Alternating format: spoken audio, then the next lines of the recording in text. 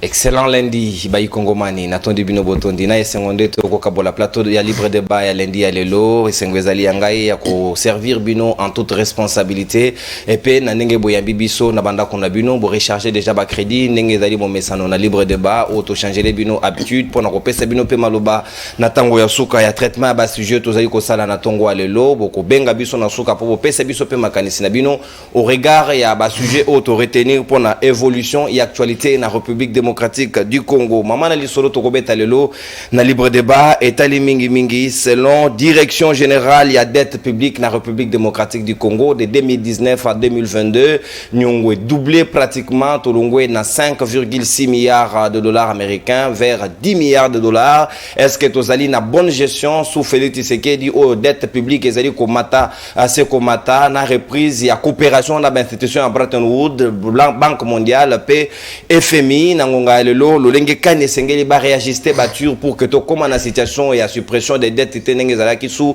Adolphe Mozito au RDC ba supprimer qui pratiquement près à 12 milliards de dollars américains na nyongo to zalaki na yango depuis Maréchal Mobutu yami bade to kozongela li solope yango d'ailleurs to kobanda comme premier sujet na tongo alelo ezali bonne volonté ya chef de l'État pour réduire 30 défis ya ba institution na République démocratique du Congo o ya prometa qui a ko réduire même ba émolument na ye est-ce que ezali fait en termes d'actes, d'action dans le terrain, dans le taille à gouvernement ya Samade, et ça dit qu'il y a beaucoup de matière à réfléchir du moment où Tolongwe de 58 ministères vers 57 ministères dans Ngongalelo. Est-ce que volonté à réduire 30 de vie à l'institution et ça dit vraiment manifeste ou bien et ça dit bypasser na baïba konjo bazali ko kambamboka avec 5 vices primatures dans Ngongalelo et ça dit PK consommation yami solo défense vice primature économie vice primature fonction publique vice primature affaires étrangères vice primature 5 au total nde yango to ko beteli solo na ba Kongomani bazali tout autour na ngai ya libre débat ya tongo alelo to zali na mona ndeko Cédric Biengelo Bongongo moko ya bayi secrétaire général adjoint national plutôt adjoint en charge ya communication na ngambo ya parti politique génération 4 hommes na kati ya union sacrée petozali na mwana mboka moko ya bayi communicateur pe cadre ya Kabila forever Mitterrand nimbi ali na biso na toko besolola na libre débat ya tongo lelo petozali na le communicateur tout puissant ya SID ya Martin Fayulu Madidi au cadre mwana mboka Alain Zikatedi ali na biso longo petozali na communicateur volontaire ya président de la République mwana mboka maître Gabriel Moignan ali na biso na bangonde toko sola masolo ya libre débat ya tongo lelo mwana mboka ndeko Cédric na kofungola ba hostilité ya libre débat na yo 7 minutes boye imalamu en même temps ozali ko constater na gouvernement o ya Samade avec beaucoup d'espoir pour na bayi Kongomani mais 30 de vie à l'institution et zali pratiquement au rendez-vous du moment où Tolongwe na 57 portefeuilles à 58 à 57 plutôt est-ce que le loge Félix Tshisekedi azali na volonté ya ko réduire 30 de vie à l'institution ou ezali ko consommer pratiquement 70% ya budget topenkita yamboka 7 minutes pone. Merci beaucoup ndeko nono na pesi mbote na bakongomani nyonso bazolanda biso et puis na pesi bana ya changu mbote bazali ko traverser période moko difficile ya insécurité urbaine bakuluna en tout cas hormis bakuluna bateli biso sous ba policiers ou jana bazali vraiment ko maltraiter population na changu vraiment il y a des quartiers on a bibo bato komi kola la 14h et puis so ke ipa na commune ya Kimante qu'il y a pas de route d'ailleurs tout ça sensibilisation dans l'association Je suis Mokali il faut toter les là il faut batonga banzela parce qu'actuellement la banzela nyon se ko poser problème ba acteurs principaux nyon so mi makabiso na Kimante que zali vraiment na état encore de la vraie et puis na pesi bande konanga zali ko partager na bango micro mbote na profiter par rapport à la question na yo zali question encore pertinente zali ko toucher survie à ba congolais parce que tout monde enregistré va flamber des prix et puis il y a augmentation bah prix d'arrêt de nécessité et zali bongo suite problème tout ça un problème macroéconomique ils allaient bien régulariser.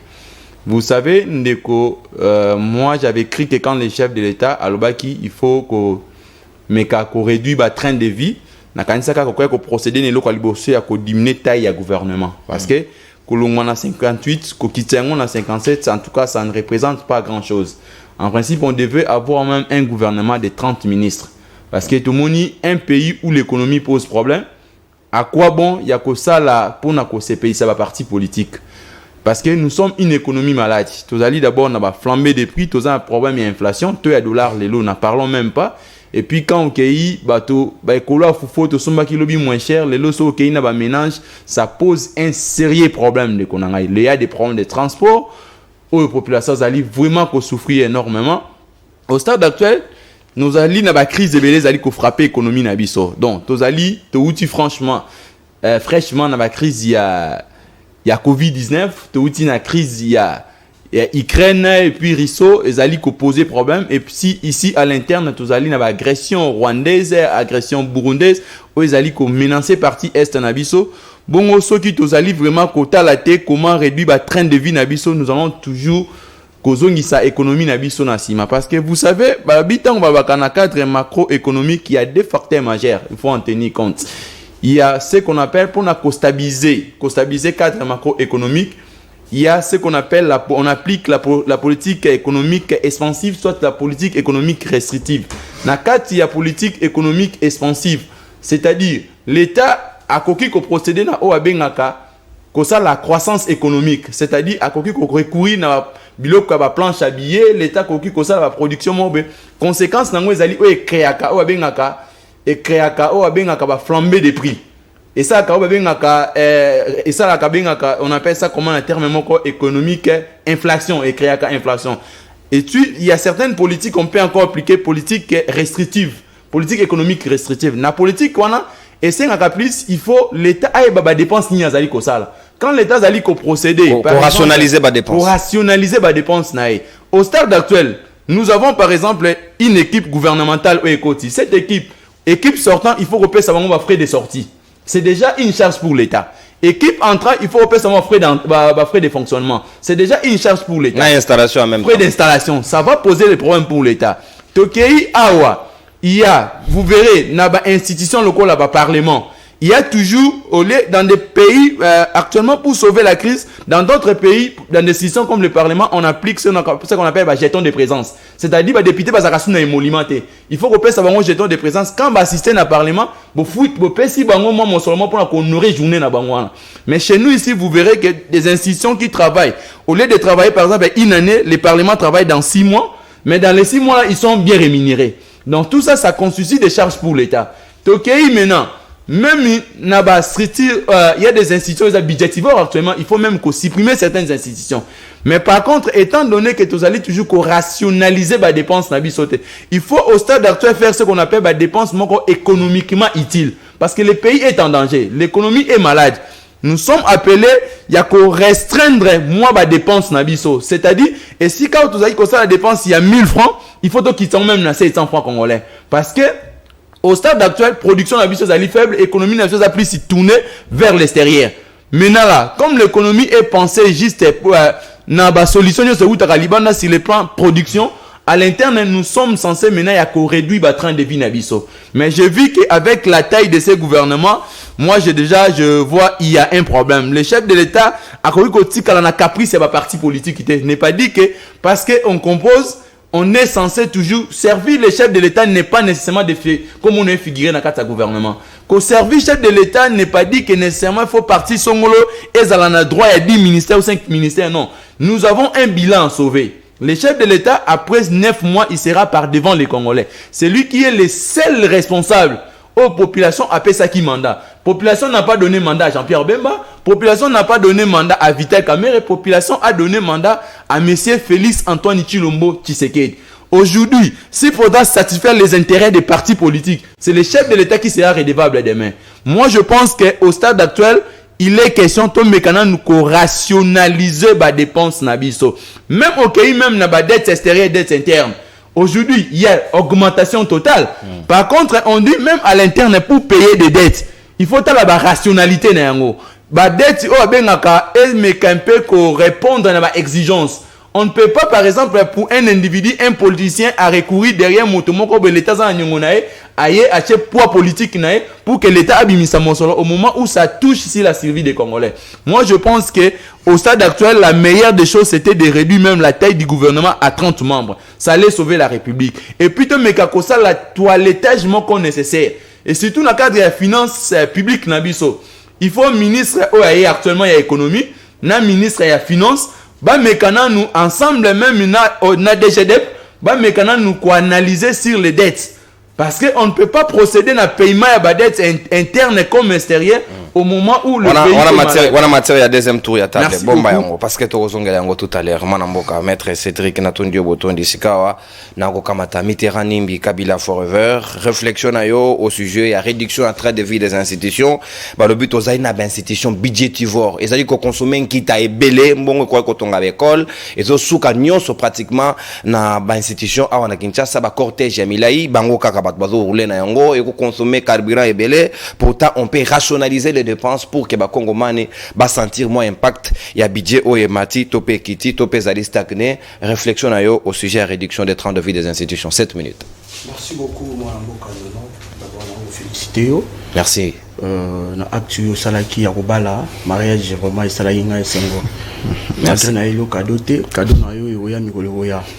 Mais avant na ko ya na sujet d'abord on a pesi ba ko débattre na ngambote et na repesa autorité morale na nga Junior Petit bambote bisika azali et awa na kolela nano likambo Italie kulutu na biso corne nanga na hebite vérité et pas IDPS c'est ça nanga zo seka photo ya carte d'électeur ata binomo vraiment et ko sala pasi boko so escadron boko ne rotinda pas nanga un individu mwana chuchu botindira ka ta escadron te oye contenant au moins 500 policiers pour que la sécurité na ye bani ko nanga union sacrée to ya union salité vraiment bo sani même bino bo globa bo prona sur l'état des droits o eza na violation ya article 12 na article 29 ya constitution na biso vraiment bo sali biso soni 37 ans na kati ya na kati ya sia bandete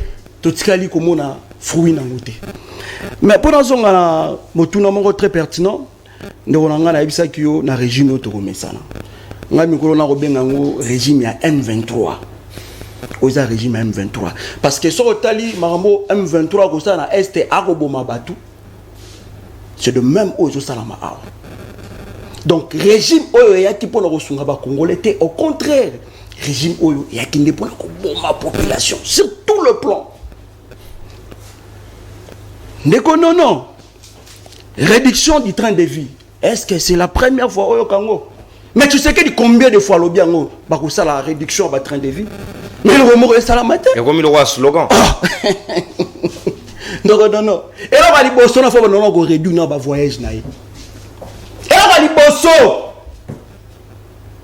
faut voyager trop. Résultat exact. Institution budgétivore. Le quoi là-bas? Sénat. Pourquoi pas supprimer en haut? Pourquoi pas? Un gouvernement de 57 ministres. Au moment où nous sommes agressés, là-bas, l'Est est militaire, parfois, ils chargé, ils munitions. Ils ont 10, ils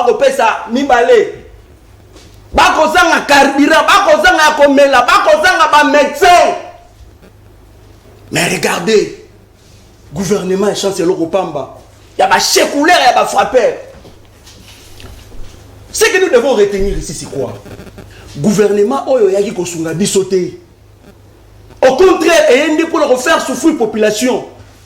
Comment on a secteur mon côté? En 2018, en 2019, on a décrit en 2020, en 2021, en 2022, en 2023. Un dépassement. On a toujours dépassement budgétaire. Feu rouge, mais on va Bako brûler fait. Bako brûler. Donc c'est un régime des incompétents. Qui consomme la population. Mais pourquoi pas? Comme ça régime gouvernement a atteint 25 ministres. 26 au nombre de provinces et responsables. 26. Qu'on réduire même le salaire à député. Mais les députés vont repayer 21 000 $. Bon, on peut ça sous palissade. Bon, on fout sous $1 000 chaque fin. Il y a mois, il y a $1 000. Il y a carburant.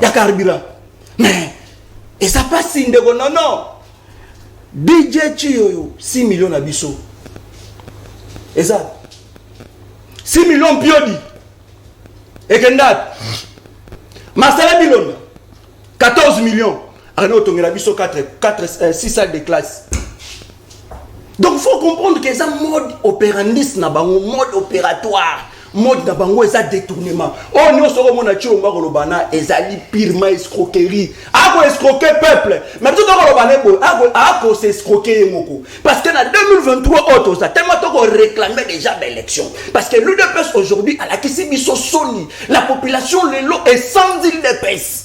Bazali sous na posta ba ka IDPST parce que batu oyo ba betaka ceux qui t'ont su bokondi to nyata masangu le roi bankaya sa awa to tika la komona monte mais toujours il y a des dépassements. Aujourd'hui la population est sans dit Chilombo. Pourquoi? Parce que ba pour la détourner ba enrichissement moko illicite. Est-ce que pourquoi pas chef de l'État a tiré critères likolo a mesa lobi na bayi politique et sengeli tout serré ceinture biso banso parce que population azali ko la situation na société azali mana momingité to réduire suffisamment taille à gouvernement pour ne permettre biso to respirer. Ndego nono eloko fo e ba wa d'abord gouvernement oyo na ko benga mo za cartel. Cartel. Ils cartel. Donc ils ont mafia moko ça bien planifié parce que batu ba nommé actuellement ba nommé bango na momani. Mais pourquoi depuis ba nommé bango te? Ba rosala nini na moment auto ça. Qu'est-ce qu'ils vont apporter? Et ça gouvernement moko ba to publier ça gouvernement moko. Non ben moko mboni. Donc et ça gouvernement moko finissons. Gouvernement ba elibiso et ça gouvernement moko il y a des vétérans. Donc, basu ba vétéran. Vétéran. Je te dis, basu ba vétéran. Tu peux t'imaginer, match est comme déjà dans 92e minute. Bon, écoute, ça va bemba, ba moussa nyamusi. Bon, écoute, ça ba troisième ba caméra. Caméra économiste, bemba zara c'est rebelle. À pratiquer la wapi. As économiste de formation, mais à pratiquer la wapi. Est-ce que tout le monde a quatre plateau pour démontrer que Bemba travaille quelque part? Tout le monde a démontré. Vice-président de la République démocratique du Congo. Nairobi. A géré ma état d'économie à l'époque. A apporté. Qu'est-ce qu'il a apporté? Dans le quotidien, à Congolais. A apporté le côté. Donc, non, mais tu le banayo. Oyo, bakoti bango na temps additionnel. Na temps bakoti si bango batulokola ba Bemba, bazalokola ba Maradona. Le baroum n'a pas âge déjà, il y a 48 ans, souffle à terre. À comporter et l'autre côté. Ça déjà la ménopause. Bako produire l'autre de spécialité. Donc, Bakomoma n'y va s'attendre à l'autre côté. Bamouaïro, oh, Bazalagi n'a pas de gouvernement et ça Malukonde. Sans pas benga ba warrior, on a benga ngo ça. Oh, bah, il cette fois-ci, ils s'attendaient. Donc, population a se retrouver. Au contraire, bah, il y a ba petit politique na bango, oh, bah, ça nini pour pas détourner et pour permettre bango en 2023 tellement bah dit que bah rejoiter, bah comment bah manipuler seni, bah manipuler population, il y a reçu ma voix. Donc, ne faut même pas espérer là quelque chose de spécial parce que notre banana ils ont cartel, oh, ils ont gouvernement moko ba côté biso ba joueur moko ba déjà vieillissant, ils vont rien apporter de spécial. Au contraire, bah voilà les choses qu'on détourner, bah voilà qu'on geler, bah peine mission ba congolais pour ba kina. Donc faut rien espérer dans gouvernement oh ya ba warrior, oh cartel. Merci beaucoup. S'attendez. Merci moi. S'attendez. Merci au débordé. Parce que au débordé c'est constitué dans chitona. Déjà constitué na miyibi na ba rebelle. Merci. Et c'est ngelo tala chrono parce que ce qui ngona yo koki pas de débordement et ko impacter ta baninga basusu. Natondi obotondi. Mwana mboka Gabriel Mwanya Shikawa yo mtozali na chef de l'État au Kolobelagaye na banzi il était grand temps et grand moment opportunité pour naé na table à mekakosola na baninga mais pratiquement comitard na ngonga lelo parce que si gouvernement bimi avec 57 membres na Katuan avec 5 vice-primatures au batba ko mesurer en termes il y a dépenses il y a budget au kosengeli ko pesa bango na rana bango est-ce que c'est le pays qui gagne ou bien zali ben individu ne ba ko gagne? Merci Ndekonono. Naza ko pesa ba Kongomani mbote. Popesa ba Kongomani mbote parce que vous allez na bango te. Tolérance ndeko ko siligate. Okay. Naza ko pesa ba Kongomani mbote. Non, s'il vous plaît. Non. C'est son temps d'antenne et sengeli yoto sa ngongana. Tokei Gabriel. Naza ko pesa ba Kongomani nyoso bisika bazali mbote, naza ko pesa mukonzi ya mboka mbote bisika azali. Et puis directement naza ko féliciter les seuls ministres parmi les 57 ministres promis au sein du gouvernement de M. Sama Là, je cite directement la personne de M. Jalicien Boussa. Oiseau prôner tribalisme, soutenir. Il devrait partir à la chef coutumier. Je vous dis, c'est un gouvernement d'autres papa. Il est le seul Congolais. Ministre parmi les 52 ministres. Oui, que je suis une personne véridique. Naïbi. Depuis Azawan. Il a apporté de multiples réformes. Des réformes. Le secteur certaines prix, certaines taxes pour l'intérêt de la République. Il a fait beaucoup pour l'intérêt général de la République. Très bien. Ça, c'est un. Ngana zalaka so mutu asali malamu na lobi asali malamu. Ozomona baza ebele me na lobi mutu moko.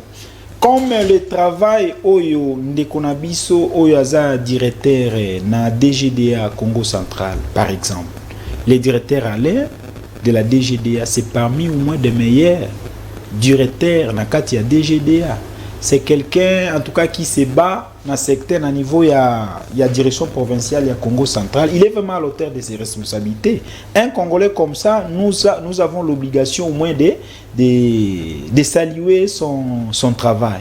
Donc c'est un peu ça. Je reviens un peu par rapport au gouvernement de Konono, gouvernement Ebimaki. C'était le jeudi, si je me trompe pas. Le 23 mars. Le 23 mars. Le 23 mars. Ngana lingaka jour bafita qui fait M23 tolérance ndeko on communique pas comme ça hein toza na matière moko eza trop sensible. Nous parlons l'État, la République. Il faut pas venir avec beaucoup de légèreté comme ça, sinon tout le monde comme si toza na kati ya théâtre. Olobi ke na lobelaka mokozi mboka, oui je m'assime na lobelaka ye parce que na mona kaya azalaka na intention ya bien pour la République, mais quelque part na komaka desi ce qui na moni na terrain intention na ye na makambo ezolika na terrain ezokokanate. C'est un peu ça. Ce qui président de la République a lobby qui a réduit très de vie à ba institution en République démocratique du Congo. Avec promesse à réduire même Bemolima naï. Vous voyez un peu ça. Mais les gouvernements oyo tiko le cas le 23 ebimi. Oui bien sûr. Et ça gouvernement. Est-ce que c'est un changement? On a modifié, on a fait quoi? Je ne sais pas comprendre. Parce que Batoubaza ko aider président de la République. La vie, elle est résumée dans la crédibilité. C'est ça la première des choses.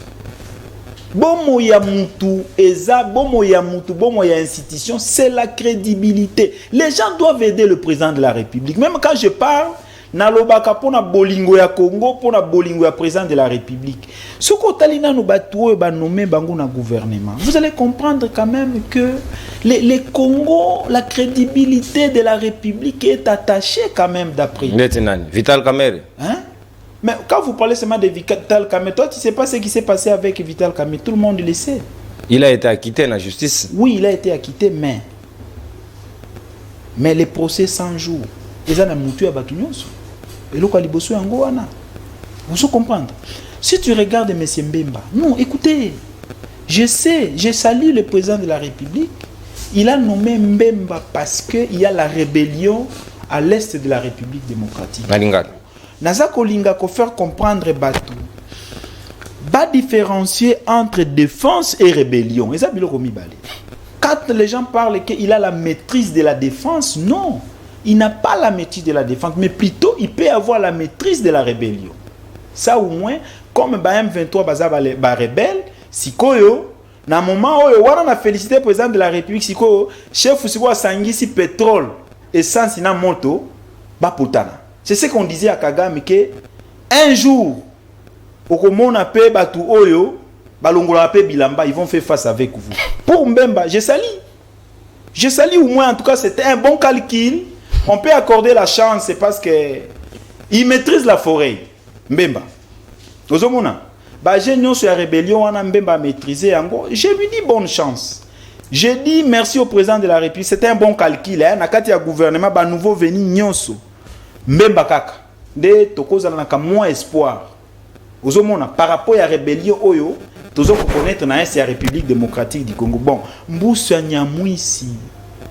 Ancien rebelle. On ne peut pas commencer à prendre des rebelles dans le gouvernement et la République quand même. Il y a quand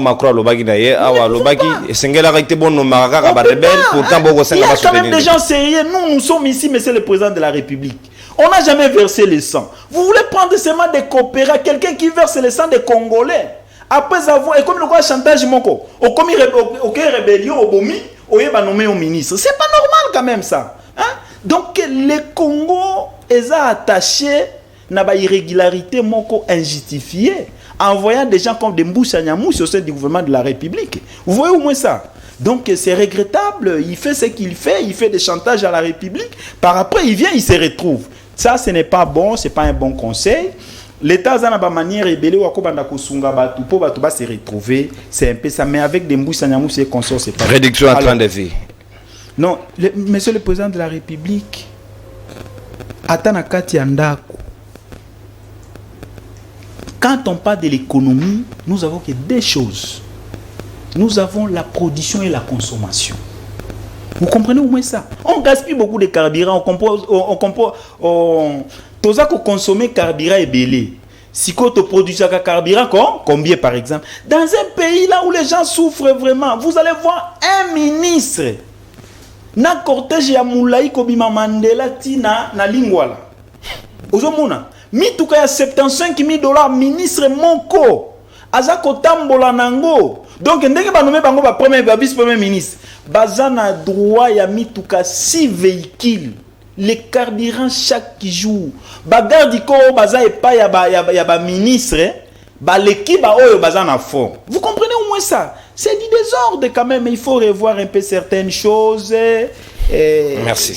Merci, mon Amboka. C'est vraiment un peu regrettable. Merci, mon Amboka. Nous manquons de mots, mais c'est triste. C'est triste, vraiment. Il faut quand même revoir des tirs. C'était pas un gouvernement. Et puis, quand on parle du gouvernement... Je suis congolais, je vais chuter en disant, quand on parle du gouvernement, le problème dans la vie, c'est la tête. Normalement, logiquement, même pour l'honneur de Papa Tshisekedi, même pour l'honneur de la République des Congolais, des peuples d'abord, Sama ne devait pas être Premier ministre encore dans ce pays. Merci Gabriel. Sama n'avait pas qualité de former les gouvernements. Merci Gabriel. N'a rien fait. Merci Gabriel, tolérance s'il vous plaît. On consomme ta antenne. Abaxio seconde parce que Mitterrand a kota ginata d'antenne. Alain Sikate dit Sikawa Maloba Ongambo Wayo, est-ce que yo pose ali d'accord que Sengeto a un gouvernement na taille ezali en ngonga ya lelo ou bien Sengela qui chef de l'État, il était un grand moment pour naé à saisir opportunité à réduire taille à gouvernement na pour nous permettre bayi Congoman que botala na zai na volonté réellement pour réduire 30 vie à l'institution. Merci Ndeko Nono, merci na bako débatteur, merci na maître na apprécié Kamingi. Malgré na qui est passé sous na motema makamba lobiawa na kozongela Bakongomani Banso Bayamba Mbote Utiepa Mokonzi Mboka, le président élu, le commandant du peuple, le prophète politique congolais Martin Fayulu Madidi. Naye longo toko continuer kolobake Congo ekolo moko pe Congo ko bonga lobby. Atako ba séculaire na ba incompétent au sommet de l'état ba continuer comme mayango lo ba comme mayango wana. Ndiambo na kena moto na onde konono na ki passe pas ya ndeko na ngai bon habité ndeko na ndeko Cédric akoloba ete akosenga babongisa batonga banzela côté na bango pendant qu'il est de l'union sacrée parce que nanya ngwa kotongela bango nzela ndeko nono finalement to comprendre ete mboko yo eza pasi mingi et mi bala koloba nini alobi ete pour na train de vie makambe belé machin pour na économie to tina covid. Mais comment Covid pour na bandeko na biso il y a toujours raison pour na bango ete on dit makamonyo soyo. Par-ci par-là on n'a pas créé Covid. Il y a une place où il dit combien gouvernement est bundi et sungi et compensé pour makamonyo soana. De côté ça na soni comme makamonyo to koloba aw. Pe ya suko ko benga tata mokonzi o ndeko na biso Félix il a été mandaté par le peuple. Non, o ko finga de bana bango na Macron. Kobosa na te ke ba rappela ye Yves Le Drian makamalobela bango makamotali bango compromis à l'africaine. Donc azala mandaté par peuple te ezala kande compromis à l'africaine. Oui mais maya wana tala pese comme simboka lelo. Et maître, il ne faut pas qu'on vante boussa. Olobeli makama gouvernement na ndimio makasi awa kende na ministère ya commerce extérieur au mona problème ya mercurial neni mbusa à gérer yango. Ba syndicat, ba lobby, ba nani, tout ça, à lobby, jamais les chiens à bois, la caravane passe. talo lenga tomboli tribalisme, Boussa n'est pas un modèle. Ndeko wana vraiment c'est un anti-valeur au sengi tout mosika na biso. Aba to kanisa ki ba ma touche moka malamu pona mboka ba yoki soni. Pe to comprendre te. Boussa n'est pas un chef coutumier ndeko na biso lobia. Awuti mosika banda ba wuti na badi banga ti lelo. C'est la compétence. Aza un oh ben rappelle nga mokia Aza est compétent. Je vous dis ça ndeko Azali vraiment un kenne na ministère de commerce na biso ko tabato ba kolela. Ba prime ndeni tabota ba Boussa sala kuna. Si tu veux qu'on parle de lui ici, en tout cas, je te dis ça son monde ko na ko soutenir mutaboete. Je te connais bima na molimo. Ya soutenir ma tongo ba Boussa. On va pas melaye. Ndeko nanga non. OK. Train de vie des institutions. D'abord, moto yo akopé sa souhait à kolobela train de vie à réduire ango. Lui-même, on ne connaît pas son salaire. Tu peux te rendre compte. Moto yo akoyebi sabiso ete faut réduire train de vie à l'institution. A kosibiso à réduire ministère, ministère na ministère moko à réduire si 58 57 mais a baki serviso vice primature moko. Donc à réduire koto yo baki si côté mususu. Jegizeng ya beti biso. Moto yo alo kola kabiso que il faut réduire le train de vie. Ne konono ayeli biso ba ministère o to moki na tango akala. Ezalaka ya kosangana. To mona ki mo na kabila ta moke. L'urbanisme habité zaka pesa na frontière. To mona même économie o komona. S'il y a possibilité, bah, quand il y a un ministère, monsieur, ainsi de suite. Même l'époque, monsieur, de 1+4. On a vu même les finances suffisant. Bah, ils ont un ministère budgétivore à niveau collégaté. Non. Nous, on avait cru que, à quoi la bicho taille moko réduit à moins de 30 ministres dans le gouvernement. Pe, et l'autre, comme si sous bicho. Non, vous prenez des belligérants en conflit avec la communauté internationale, tu vas dans un ministère. Cité par les rapports mapping. Cité par les rapports mapping. Merci. Comme qui? D'accord. Boussa Zanakati, Bemba Zanakati, ce sont les gens qui sont repris dans le rapport mapping. Guerre à 6 jours. Tout le monde est victime. Nakati wana bato bazali. Boussa teme Antipas Mbouissa Nyamwisi. Mbouissa Nyamwisi. Ah, OK. Azali. Et ça y est mon côté, basé belé nakata gouvernement wana. Tanga bakombo. D'accord. Oui, ba malam. Yami balé. Bah, si vous avez des critères, pour être ministre de la gouvernement, il faut avoir détourné l'argent de l'État. Profil, parce que la bicho pour la ministre, ministériable de la carte Mboko. Il faut avoir tué les Congolais. Il faut avoir détourné l'argent de trésor public. Il faut incarner certaines anti-valeurs pour y avoir comme ministre. Au moins les locaux basali biso otokoma kino ils a pas signé konono va continuer à mettre le pays en difficulté avec les institutions de Bretton Woods, peut-être on va en parler. D'accord. Les loyo boye joie moi na zota fœtus au Tchawana on va retourner sur les caméras. Qu'est-ce que les gens peuvent te dire pardon. Les loyo boye ndeko ko kumisa ko vanter Bemba. J'ai aimé à reconnaître Mouké. Bemba atabo tche wantroba ki loboy atabo jui batolokola bato na Pentagone boye na bango bo tche bango na este na condition on va tche bandeko babunda akokate donc ba ingrédients chèque za réuni ndeko eza réuni na niveau kolingela te ozo imaginer ndeko moko awuti sake je cite Jean-Baptiste Akso le député a aussi un militaire. Bonjour écolo fouf écolo ya madesu ya okauka na ya loso na likabi mo bopesi moto pour 30 jours. Mais il faut que toka yango à distance à plus de 15 km. Wana makambo ko lekana est. Ils ont lekana na sake. Je cite les sake. Député national mtarevé. Azomona yango a tout me comme ba ça bin honorable. Tozo bunda poto linka mboka. Mais condition ba tcheli biso to bunda. Eza yango te. Mais pendant que on a makambo sonde konono, mbongo ebele ya na parlement mbongo ebele ya na ministère mbongo ebele bonjour le corps conseil économique botiela biso ah ça produit quoi budgétivore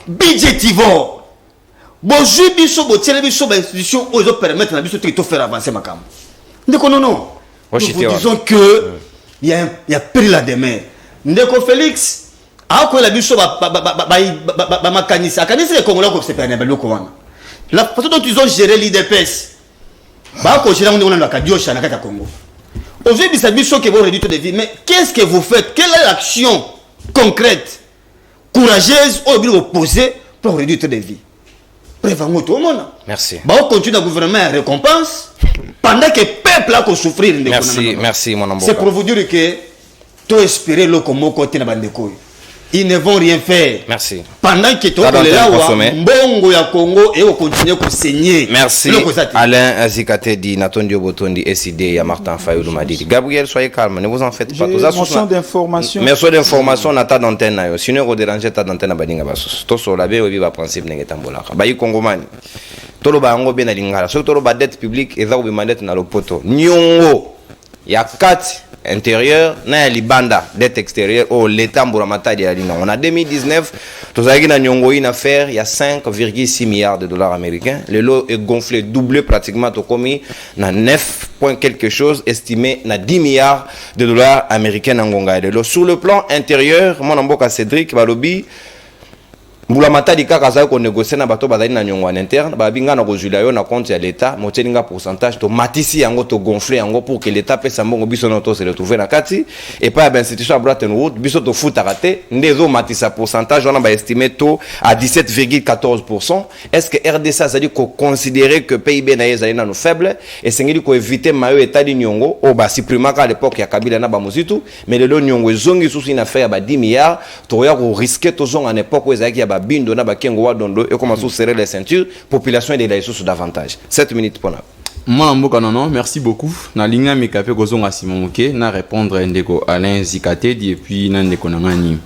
ndeko Alain na koyebisa tango to yaka na itando ikeke que soit bis no bato opposition na biso bato pouvoir dénominateur commun na biso ali République démocratique du Congo tango biso to plaidaka par exemple ngande ko binge bongo setik nazali ko plaider pour na banzela na route mokali l'état le chef de l'état Félix Antoine Tshilombo Tshisekedi ne gère pas seul tozali na 3 échelonnements à pouvoir tozali na l'état tozali na ba province comme état ba entité régionalisée et puis tozali na ba entité décentralisée tozali ba commune ndenge constitution a cité yango c'est-à-dire il y a des matière nous allons revenir na compétence ya ba province nous allons revenir na compétence ya pouvoir central mais quand nous demandons comme population les chefs d'état n'est pas censé de tout connaître parce que même na niveau de la province to vota ki ba député provinciaux ba député provinciaux aller un tour ba présenter biso ba gouverneur quand nous plaidons sur des routes et tant que Congolais c'est tout à fait c'est pas question au classifier parce que je suis du pouvoir je n'ai pas droit ya ko réclamer banzela là d'abord vous êtes dans les faux. Et puis, au lobby Likambouya, j'ai parlé du chef d'État. Oui, le chef d'État a été bien élu. La population. Yo Lingana Bani, c'est pas lui qui a été élu. Là, nous avons la contre-conscience, et puis contre même constitution, il y a République démocratique du Congo, de Konangaï. Et puis, Namoni Ndekoni, il a parlé par rapport au gouvernement. Oui, tous d'accord pour le gouvernement. On a essayé à réfléchir avec beaucoup d'indépendance. Tout le bien était, taille à gouvernement, moi, je n'ai pas apprécié. Mais si la qualité des personnes, Motomo Koriko Boya expertise à Jean-Pierre Bemba. Jean-Pierre Bemba Gombo, hormis être, Bemba a géré la généralité, aujourd'hui il est dans la particularité. Bemba était vice-président de la République, le président de la République, il a géré tout Congo. Aujourd'hui il gère un secteur, il a la maîtrise, il a dirigé un groupe armé, il connaît quand même ce qui se passe dans la gestion militaire, il a des expertises à donner. Un monsieur comme Kamer, il fut président d'une grande institution parlementaire, il a l'expertise. Ne rejetez pas, moi je suis contre l'individu Kamere, mais je suis pour l'expertise de M. Kamere. C'est ce que nous voulons. Tozan Nakati, il y a salle d'urgence. Au stade actuel, ce n'est pas question de mettre des vétérans. On a besoin des gens qui sont des détenteurs de questions d'État. C'est nous qui ont plaidé que le chef de l'État a composé Nabato Onyonso, Bazaki comme présidentiable. Le pourquoi? Parce qu'on suppose qu'ils sont des détenteurs de questions d'État. Bazan a une solution à donner. Donc de ce côté-là, il ne faut même pas en douter de leur expertise. Peut-être, je suis d'accord, Alain Zikate Dialobi était, il faut qu'on dispose de moyens pour que Bandeko va travailler correctement. Parce que les autres, Jean-Pierre Bemba, ministère OAPC, mais s'il n'y a pas de moyens à sa disposition, il va toujours échouer. Si par exemple, Nicolas, ça va toujours poser problème. Parce qu'au stade actuel, il faut mettre la priorité. Na question ya Ndeko non. Ndeko non. Je pense que au stade actuel, il est question, nous sommes une économie malade. Introduction mais la dette publique na biso est rationnalité. C'est-à-dire, vous verrez moto Moko Azali na Nyongo Moko Ezala qui a $1000. Il a collaboré avec un politicien, la direction générale de l'aide publique, c'est toujours l'État qui perd. Au stade actuel, il est question, l'État congolais doit tenir compte, parce que déjà des pesants locaux là, conseiller technique en matière de dette extérieure comme ma dette interne, il y a l'État congolais, ils sont attachés dans le ministère de la Finance. Mais quand il faut en tenir compte. Dette union se fait à la viable. Si la dette n'est pas viable au stade actuel, parce que Ndeko a parlé, nous avons dans le cadre macroéconomique, il y a ce qu'on appelle l'offre à demande, l'offre agrégée et la demande agrégée. Dans la demande agrégée, ils allaient attendre la population vis-à-vis de l'État. Ce que l'État peut faire de la population, c'est-à-dire l'État doit construire des routes, sont des dépenses. L'État doit faire face à la situation de guerre, sont des dépenses. L'État doit payer les enseignants, sont des dépenses. L'État doit régler problème social à la population, sont des dépenses. Mais Tokei, par exemple, n'a offre agrégée. C'est que l'État, il a comme capacité à production. Soyons clairs, Ndekonanga. Production, c'est zéro en termes de production. Mais nous avons des demandes qui dépassent même la production. C'est déjà un problème. Au stade actuel, il est question. Pour que Topé ça remède na économie malade, il faut d'abord demander na biso ezalana il y a production na biso. Étant donné que la production est faible, il y a plus de demandes. Même le budget a ses principes. Pour que le budget est bien honoré. Mais si par exemple, je donne le cas, la République démocratique du Congo, selon le Premier ministre, nous sommes capables de mobiliser 16 milliards pour l'année. Mais dans 16 milliards là, il faut en tenir compte. Il y a ce qu'on appelle les déficits budgétaires. Quand l'État comme il a un déficit budgétaire, l'État peut recourir à une empreinte. À quelque chose l'État à l'interne, tout comme l'État à l'extérieur. Maintenant, tant que l'État a des... Pour la dette extérieure, tout le remboursement est estimé dans il y a 8%. L'État congolais a des fois quand le col a posé pour répondre à besoin des fois il y a des besoins politiciens, besoin de même Colombo Banaté, mais tant que l'État a répondre l'État taux d'intérêt nous va représenter le col a besoin bon à nini andimi yango. Maintenant quand il sera dans l'impossibilité à payer ba dette, on a comme ça kimi de dette. Ba kimi de dette, ce qui fait que nous arrivons là-bas, il y a montant X pour un matin, il y a 10 milliards. Parce qu'il ne faut pas savoir qu'au Congo, vers les années 98 et 97, jusqu'à arriver en 2000, les Congo, on avait même des dettes intérieures. Tout comme même 13 milliards, 14 milliards. À l'époque, tout le monde il avait utilisé une politique. Politique, hein, c'était passer par bateau, défi, Sakabiso, qu'au bon de la banque, comment tu peux effacer la dette. Mais c'est au stade actuel, au stade actuel, parmi des remèdes, parce que d'abord, nous avons des problèmes internes. À l'interne, la population a Zananzala. Ceux qui ont procédé avec les faibles budgets à 16 milliards, ils sont capables de mobiliser. Un moment où, par exemple, de reconnaître les problèmes de guerre, il y a des problèmes qui sont là. Il faut l'État faire face. L'État n'a pas de moyens nécessaires pour répondre. Au stade actuel, si tu procéder ça va reculer l'action du gouvernement à l'interne.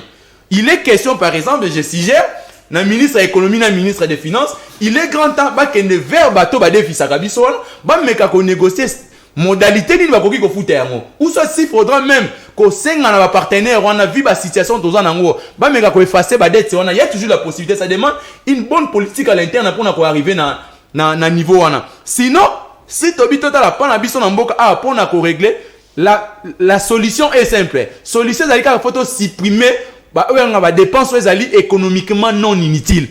C'est-à-dire, par exemple, comment un ministre, il a des conseillers, mais Suisse, il a 10 jeeps, 5 jeeps, ça représente quoi? Moutazali, gouverneur de la ville, par exemple, il a des conseillers basés au bureau. Pour que Moutazali, on a ma campagne, aya na musana na Gombe il faut attendre la suite à 5 personnes. Il y a 6 jeeps. Et puis, bah, jeep en sotali, ça représente 75 000 $. Et même banani na kati tout ça. Et même banani. Tous ces gens-là, vous êtes censés de travailler. Vous êtes censés de faire quoi? De travailler. Vous devez attendre les chefs au bureau. Mais comment se fait-il que Montalongo nanda kunaete mona oui mon andela, Moutata mona 10 personnes, ça représente quoi? Merci. Non, ce sont des histoires que nous devons supprimer pour régler la situation. Merci. Parce que le pays l'économie est malade. Merci mon amboka Cédric. Gengele Bongongo. Merci na lecture na de fait. Bayi Kongomani, numéro est affiché, plus 243 81 0244 539. Plus 243 81 0244 539. Bobengi biso est affiché na C à logo à libre débat. Borokota en appel, na souka émission. Torope Sabino Maloba, le plus violent, bangonde Barokota peut pas biso makanis na bango. Il y a sur réduction à 30 d'avis des institutions pour que bakonziba yeba ninu ezali besoin la population. Bino de boko koyiki ya situation yango. Et puis makambo ya nyongo, ya mboka, ya bato basengel bafuta na P à Libanda, comment gérer ça de manière responsable pour que Mboka et Sibir Mayoto connaîtra qui dans le passé était mon Mboka Mitterrand 7 minutes pas énorme. Merci beaucoup Ndego Nono. Awa na woka déjà ba kimsusu na moni ba meboro ka woka ba mpona lukuta. Donc vous allez passer. Mais na roba na ko recadrer Ndego na ngai Cédric. Ndego Cédric zanga été afona na otangisa rayo. Biso à notre époque crise mondiale ezalaka. Hein? Crise mondiale. Mais bino avec Covid,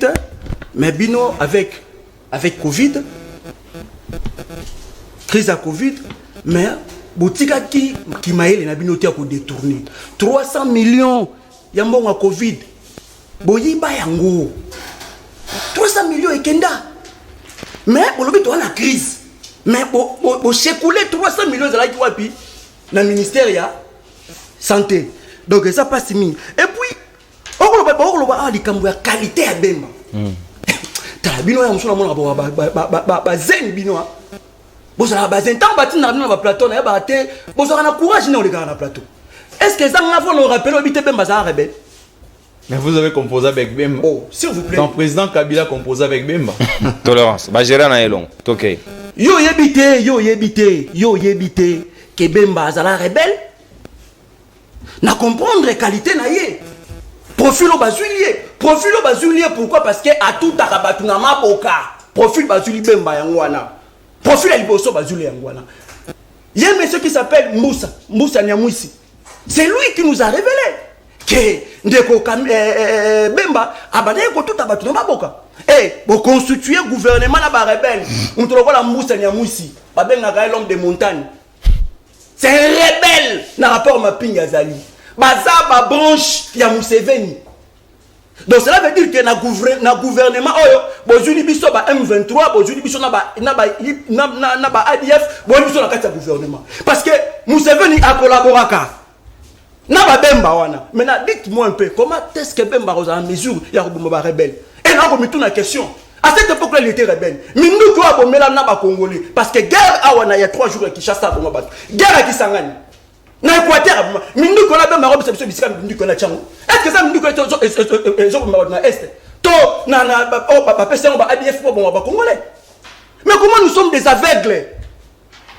On pense arrêter, nous sommes des aveugles. Bah comment on va comprendre que vous êtes des incompétents. Un monsieur comme Bemba, un monsieur comme Kamere, tout le monde a la Kamere. Mais naïbité, non, avant-hier, tu as la baba mon quartier na biso. Baba aïe ko abandoloba. Oh. Baba lobi. Baba lobi, tant la moni ba komi combat Kamere comme ministre. Baba gangi al loba. Donc bino accepter parce que akamwe moto oyo awuti mbala moko transfert moko et salami wana na habité donc moto awuti mbala moko na équipe mo benga soit na GSK akembala moko réel donc moto awuti na prison a transfert mbala moko comme excellence moto a détourné conseil nini boko pesa na belite bande wona biso ba ko tanga. Conseil nini besoin enseigner bango nini. Donc pour accéder pour on comme ministre, pour comme excellent. Et c'est ngeli na yo foiba. Merci. Ton individualité débattre. Oui, ils ont un sujet, et c'est important, oui. Ndeko non. Nyongo mboka zainango. Est-ce que tu as dit que gérer de manière responsable toi qui mila rabadet oyo et ko compromettre avenir ya mboka pona lobi. gestion responsable. Ndeko Nono passe dans mon thème, Ndeko Kabila, ça n'a tellement passe quand j'ai eu les thématiques. Na okeli Kabila passe. Kabila ndimi a sacrifié la jeunesse nae. A foutu nyongo oyo ba moboutiste, na ba tshisekediste, ba lia ba détournant. Kabila nyokwami a foutu nyongo. Bino na mwata oya muke na gestion na bino. Déjà 10 milliards. Tokomi nango comme nyongo. Tu espérer le côté c'est que ba Congolais ba na chance. Est-ce que motomoko na kati ya plateau ya union sacrée ako ebisa biso bazwa ka nyongo pourquoi? Est-ce que avant bazwa ba nyongo wana ba baki ba besoin oyo et ça qui le plus important c'est ngela ki to sala na kati ya mboka. Basta de tongamite, ba infrastructure ya ba nyongo ngo e monanité. Ndeko non. Ouais. Bazwa ka mbongo ceux que vous avez des projets. Trop soi-disant soit tozotonga ba stade, ba infrastructure moko routière, soit sanitaire, soit routière, soit bécole, disons soit bécole, soit sanitaire. Nde bazoka mbongo. Est-ce que bandeko o na plateau, est-ce que bagobisa ngai mbongo wana basalela kiango nini? Ba dépenser ngo lolenge nini? Est-ce que motomo na plateau oyo akoyebisa ngai ba infrastructure nini? O basali il y a 1 milliard, 2 milliards, au basali, au FCPC ba Congolais. Est-ce que 10 milliards on est bénéficié par ba Congolais? Est-ce que ça a un impact na social ba Congolais? Tout le monde wana, et ça n'a pas na poche ba individu. Auto éviter ça na poche à mutu moko menno a roger rango. Parce que na moment je vous dis, ce que ça là qui que parce que nous on a basonga qui minduki pour na est là, on allait accepter. On a un impact moto mon visible. Parce que on a pas le cambo carburant mais na est nos militaires ba attend ba zanga ba jeep OK na on a front ba militaire ba biso ba kozanga carburant. Est-ce que ba ko bisa biso mbongo wana ba ça là qui a nini? À l'époque de Mobutu, il y a eu des signaux. Ben tout le monde a qui impact malgré Mobutu a des fait tout le monde a qui ba stade Kamanyola, tout le monde a qui ba ba pont maréchal, ba pont maréchal. Mais comment vous botikali ko pesa biso ata elo mo molonga to visible o Congo mo amongo oyo ba defa ki on ba sele ngo boy mais to tikali ko mona te est-ce que mbongo na ngote ba sombeli ba jet privé na bango est-ce que ngote ba no sele ngo anniversaire à première dame parce que na auto tang article moko ne je vous informe actuellement et ça na magazine moko et c'était en 2022 un magazine moko américain et le binini que le régime actuel va détourner déjà 5 milliards. Est-ce que mbongo on est dans la poche d'individualité? Laissons ni boko pesa ba Congolais parce que boké gonde fo mbongo mais sur le plan pratique même sur le plan social et bénéficier na moto moko te. Comment mani moko te bénéficier atana eloko moko to tikolo komona moto. Mais comment voulez-vous biso ba Congomani to ke no ndima ba buzo bana bino ba mbongo ba ko no so pour biso après un moment to no futa. Donc il faut retenir quelque chose. Merci. Ils entre les mains des individus. C'est pour ça que tu au Senga en 2023 au Senga d'élection. L'élection salama, tu benga ndeko chilombo na malembe. Merci. Merci. Parce que mbongo wana tu mon impact visible na moté ni na social parce que actuellement na lo même toilette publique et mati. Na biso même bato batongaka. Li papa ko tonga li papa na coordonné. Na moni mwana manzaka poati au vernier comme 1000 francs. Donc je vous dis, ne faut pas espérer merci. Compétent. Merci. Donc c'est vraiment. Merci mon amboka Mitterrand. Mais n'attendez botondio consommer exactement ta d'antenne. On mettre Gabriel. Je go morceau d'information. On va l'envoyer belle. Natia Maïna monoko. Pas de problème. Nata d'antenne. Nous avons 7 minutes. Gabriel Moigna, Ozali, porte-parole ou encore communicateur volontaire et chef de l'État. Certainement ba Congo mai nanda ba ko mituna pe mutuna nyongo soki ba défi et sengeli salema utilement pour na besoin moko social et intérêt général. Chiko ba nyongo biso zokota. Oh peut-être que régime muso ko ko yana sima et futi yango ba ko pe ko mituna mutuna union sacrée et celle na mosolo yango misala nini par exemple. Merci ndeko nono. Mon qu'on a beau mouiller ça la bien. Quand vous défendez la cause, il faut défendre une cause noble et valable dans la vie. Et là, nous sommes intelligents. Nous avons fait de très bonnes écoles, mais au nom de patriotisme, parfois nous manquons des mots pour défendre le régime. Mozart a un régime. Nous manquons des mots pour défendre valablement les régimes. Il parle comme un abbé. Hein? S'il vous plaît, tu as un problème avec des abbés. On est formé par des Donc abbés. c'est tous. ça les problèmes, les sérieux problèmes que nous avons. Nga nazalaka pour un intérêt privé à Moutouté. Quand je parle du président de la République, cela veut dire c'est lui le garant des bons fonctionnements des institutions. Donc il faut qu'il nous donne des institutions fortes et fortes pour l'intérêt général de la République démocratique du Congo. Par exemple, gouvernement Ebimi. Moi je suis de l'Union sacrée. La politique c'est les intérêts. Vous comprenez? Ouais. Chez moi, au Maniema, il y a l'insécurité, il y a le tâtonnement. Un gouverneur incompétent, un gouverneur illégitime. Il est chez moi au Maniema. Donc, je défends les régimes. Mise en place par l'IDPS. Je défends les régimes avec beaucoup de frustration, tandis que je devais être armé par mon régime pour bien défendre le régime. Gouvernement Ebimi avant hier. Bon, quel est ce gouvernement qui peut piétiner la géopolitique? Mais le gouvernement de M. Sam a piétiné la géopolitique. Chez moi, au Maniema, il n'y a pas un membre du gouvernement. Est-ce que nous sommes des Rwandais ou nous sommes des Congolais? Moutozate na gouvernement, Moutozate na Maniema, Moutozate. En attendant, il y a 8 ministres équateur. Oui, ministre. Grand Katanga, 10 à Kassai. Alors qu'il y a de ces provinces, c'est ça représenté.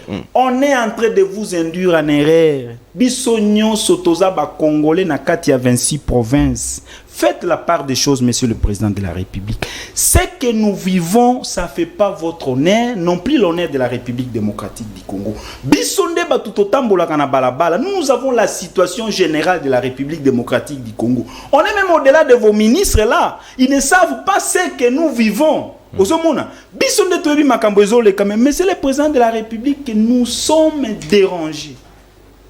Chez moi, au Maniema, beaucoup des intellectuels. Mais il n'y a pas un membre du gouvernement. Donc, il y a un conseil des ministres qui a représenté la province de Maniema Azate. Mais il y a un tribalisme, monsieur le président de la République. Nous pouvons nous considérer comme si nous sommes dans la zone rouge, noire, blanche. Je ne sais pas. Vous comprenez au moins ça? C'est trop grave, c'est vraiment lamentable. Nyongo, Nyongo,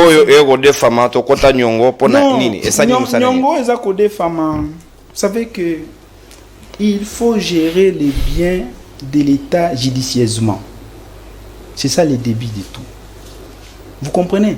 Mbongo ya l'État, ba intérêt à l'État, ba gera kanako banga batu nyonso. Po eza ya ngai, eza ya yo, eza ya bana ba baza awate. Bien commun. Mais un gouvernement qui rend sa population pauvre, c'est quel gouvernement? Un gouvernement de Kidian Fouka. Parce que quand un gouvernement n'est pas en mesure de payer des dettes de sa population, donc j'ai 30 000 $, j'injecte na tongi en tant que secteur privé, na sungi gouvernement kotonga balabala, Bafouta Kanga, c'est devient tout un problème. On ne paie pas de dettes publiques. Vous comprenez au moins ça? Le secteur privé est par terre à cause du gouvernement. Vous comprenez? Mauvaise foi, incompétence, illégalité à gouvernement, secteur privé, ça qu'on développe. Où ils ont qui mille à dette, non? Gouvernement qui dit en faux, cela veut dire qu'ils ont des dettes, c'est un engagement. Mais qu'on aurait en gros, c'est tout un problème. Vous voyez au moins ça? Ce qui ne connaît pas, c'est un soda. Parce que eza ala ine parce que koleka kutu atawana problème ya défense ya mboka na biso. Mais et pas nanga na Maniema. Nous avons des frères au bazaba soda, ce sont des militaires.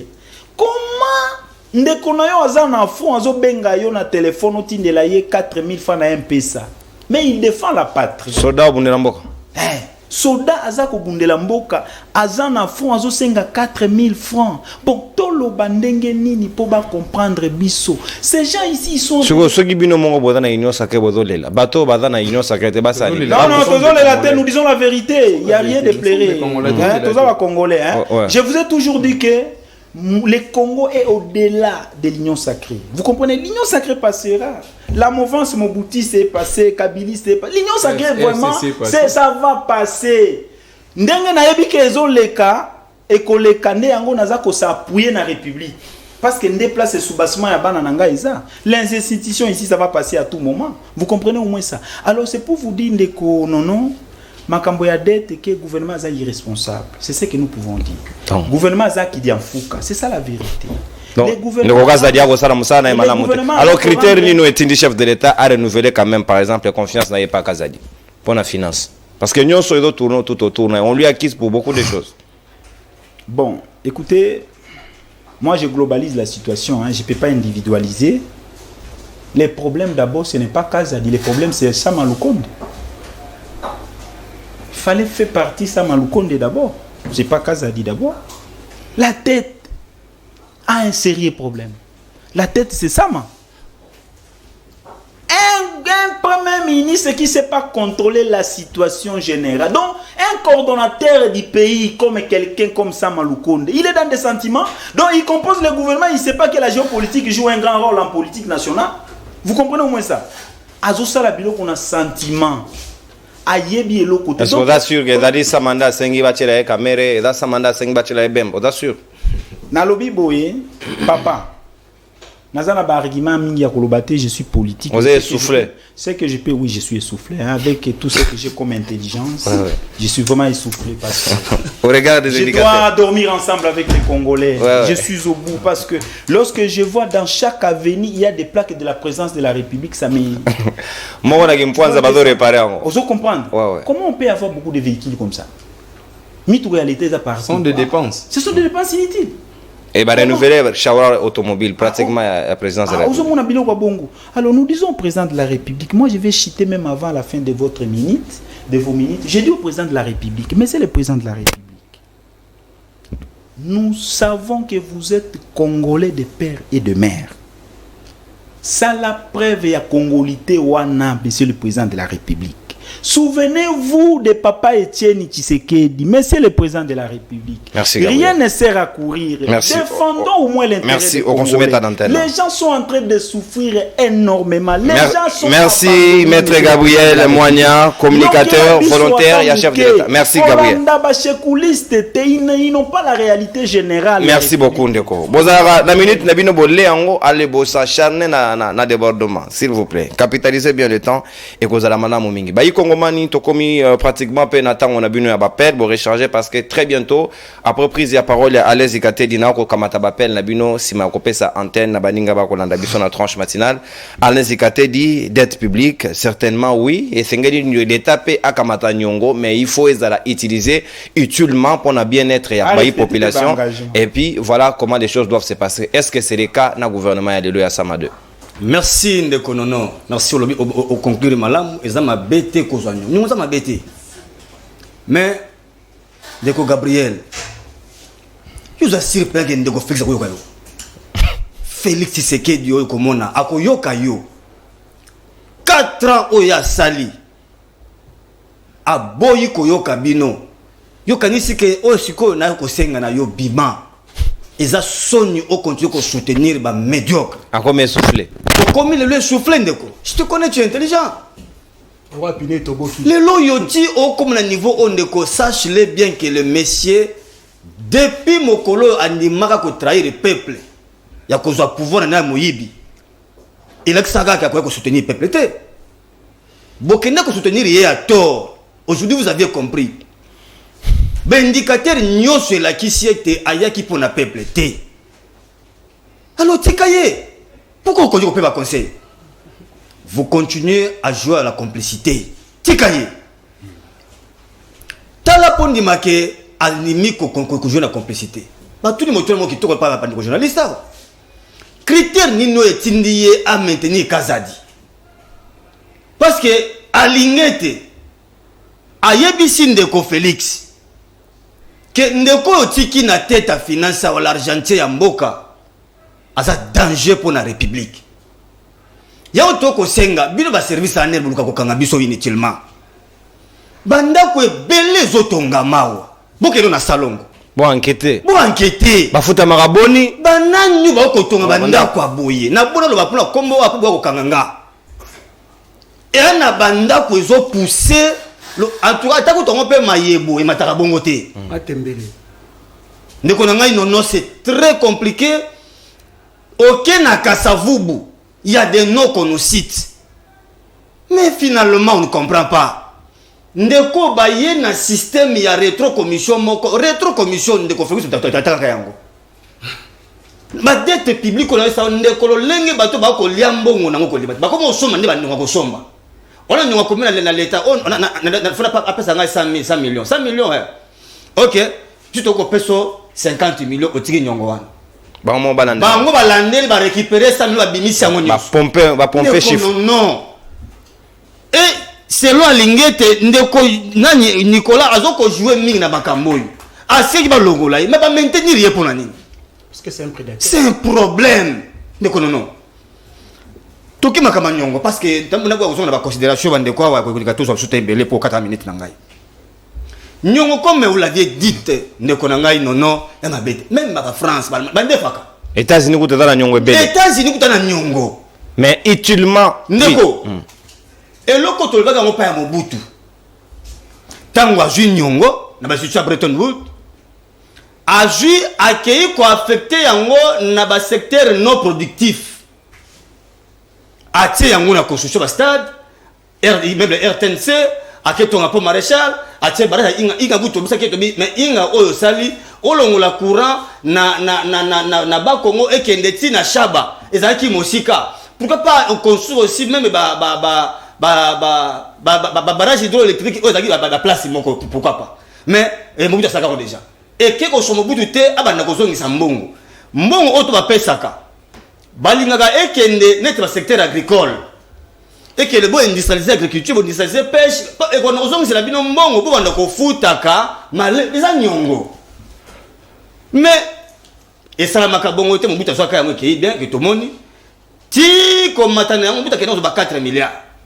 Tout le monde est comme 14 et comme pourquoi parce que on va bien quand on économie bien quand et ça la cana ko éponger la dette si vous ne pongez pas la dette beaucoup tout le monde la période il y a rééchelonnement il y a dette donc comme ba va calculer bino ba intérêt plus on va s'engager ba ko bombarder malais mais la période la kena nango le lo e boye to comme tant to kena na ba ko biso na pays sous-endetté très endetté PPT Toye nande komozi tout bien qu'il y a eu des prouesses, on peut les reconnaître économiquement.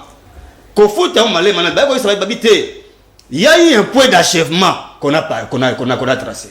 Ce qui peut atteindre place soyo possibilité d'attirer au etikali.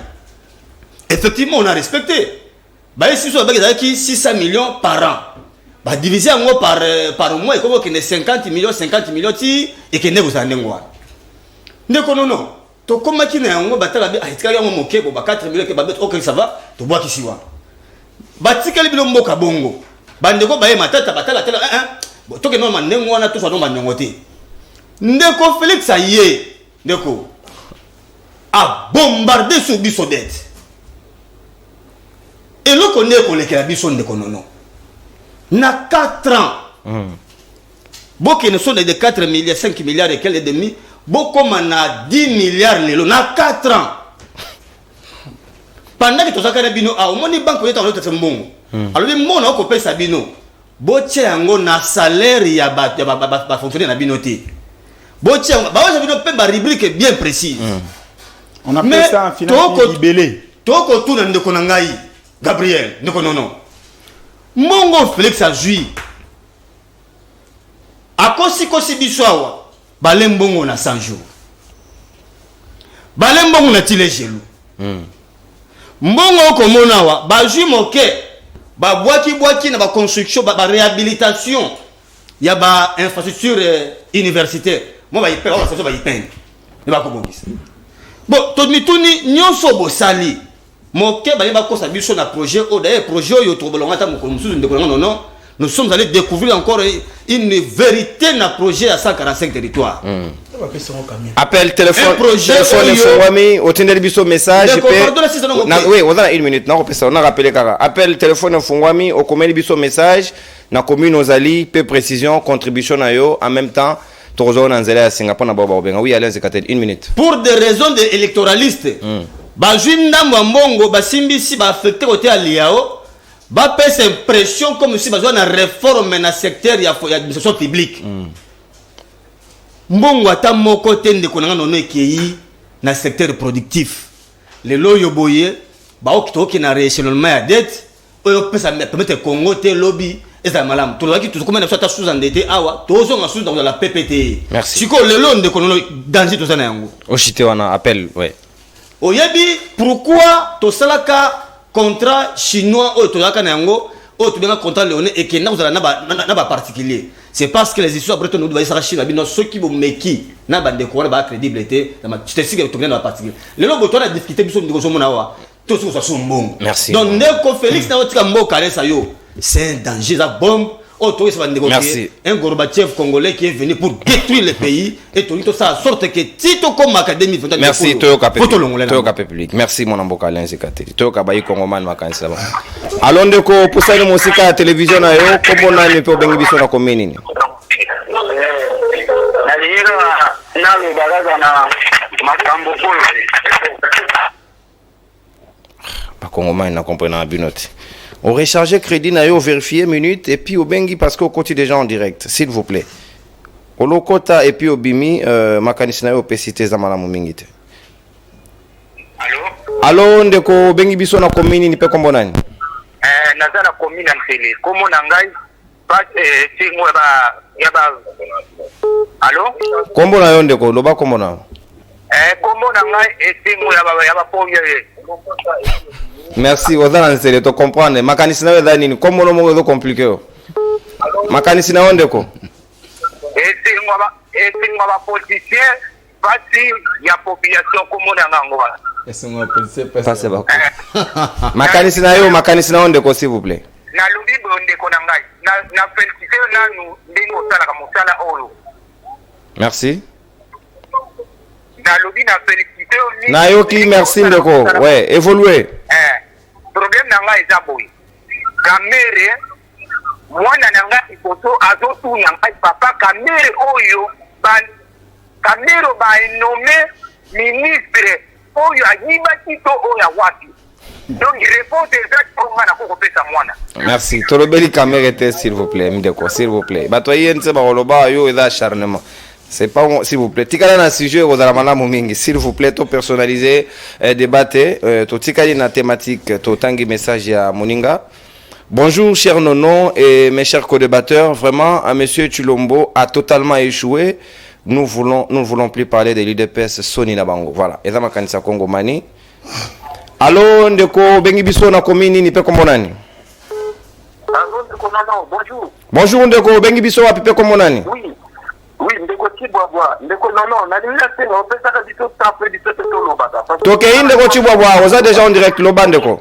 Na lobi boy, ndeko Gabriel Mwanya, le problème c'est pas Sama Mukonde, le problème c'est Félix Tshisekedi.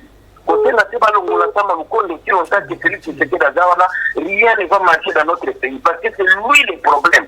Lelo yenda signala ba M23, yenda signala ba Kagame, ata Bemba ga déjà à connivence na Uganda. Bundimi pela ke Bemba ye akoki kotelemela na Uganda non. Nous sommes les babiloko wa pamba. Deuxièmement, Bemba azalaka vice-président na kota bakor na bango ya SMCC. Lelo azan nommé par Félix Tshisekedi. Donc azo ko faire partir na ba ordre de Félix Tshisekedi. Donc botika kosala nyatu wana ministre de défense jamais akozaka solution ya guerre tika chef d'état-major azali tika commandant suprême azali. Merci ndeko Chibwabwa to kotsa baninga basusu. Merci pour ma kanisi na yo. Merci. On a deuxième sujet ya mbongo. Ouais. On a makambo ya mbongo boye bango ke mboka za maboko ya bamili. Ekenge pe ba yango. Mboka na biso za maboko ya bamili. Yango yo dinalo. Merci. Mboka za maboko mibi. Congo Mani a dans la Kanda, donc il faut gérer son pays en toute responsabilité. C'est de leur droit. Yango liberté d'expression ezali. Appel. Allo ndeko bengi biso na komini ni pe kombonani. Kombo na bengi na komini na Ngalema, Monsieur Bavon. Monsieur Bavon depuis Ngalema. Oui, Monsieur Bavon, makanisi na yo. Oh non ko mbote na yo, mbote pe na ba bandeko nyonso na kati ya plateau. Merci. Merci. Ouais, kende pesa makanisi papa Bavon. OK. Na lobby boye. Est-ce que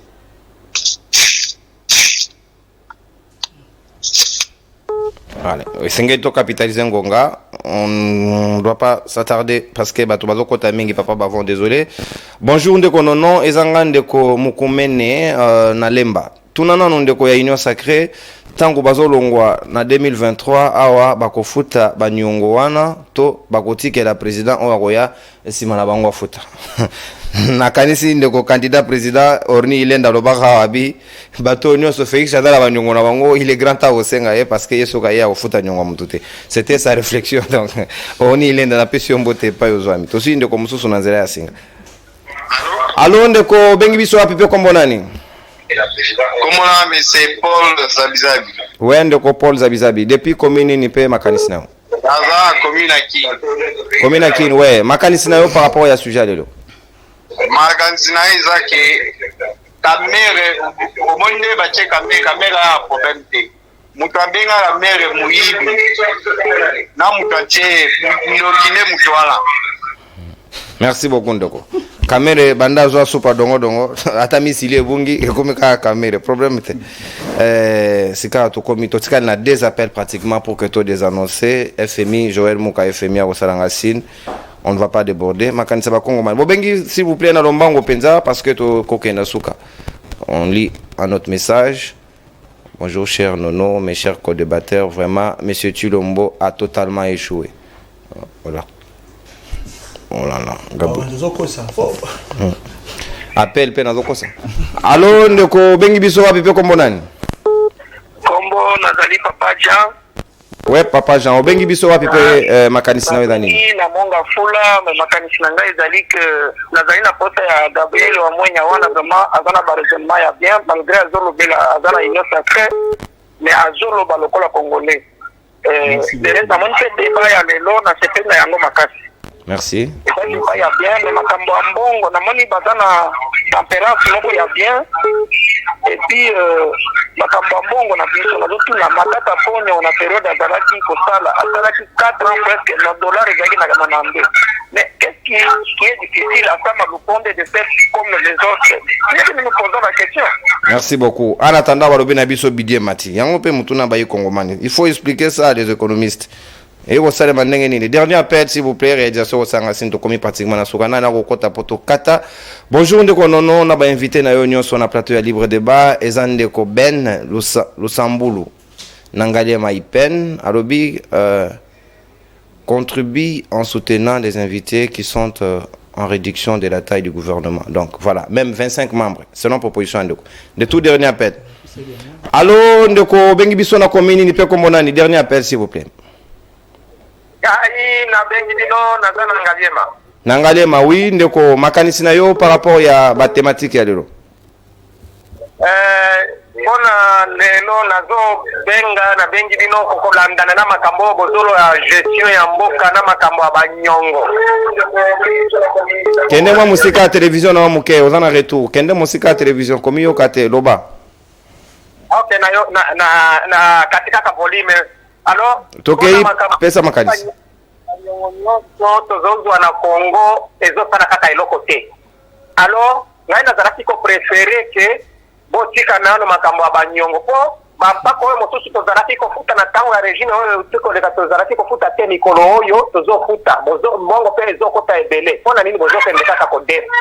Après deuxième point, est-ce que ça ne sera pas possible pour honorer chef de l'état actuel ye moko a démissionné kaka boye poto kumisa ye ke yese abima première président wa démissionnant du Congo. Merci beaucoup papa. Natondi obotondi. Donc wana na banzi ba service ya chef de l'état ba noté ba représenter ya démissionnaire nenge yo sengi na ningi bino mingi ba yi kongomani. Merci na interactivité na bino na lolenge bozali ko porter biso na nzela ya libre débat manaka na bino avec l'état mikolo zali koya en harmonie na direction générale to koluka kota la possibilité ceux qui ba invité ba sengela ki ba rebondir na ba appel na bino. Donc wana isengela vraiment to ba kisa moi minute ebele mais c'est à venir. Natondi bino botondi ba Congomani. Merci ndeko Cédric Naboye madame pe participation dans la libre débat. Merci mon amboka Mitterrand Animi. Merci Alain Ikatedi. Merci mon amboka Gabriel eloko elengi esi la ranoki papa. Au revoir petokutani lobi pour la deuxième numéro à libre débat na moja jing du peuple. Le procureur pour le peuple Nico Faimbi kai na pression boto ko na nga depinda. Bye bye.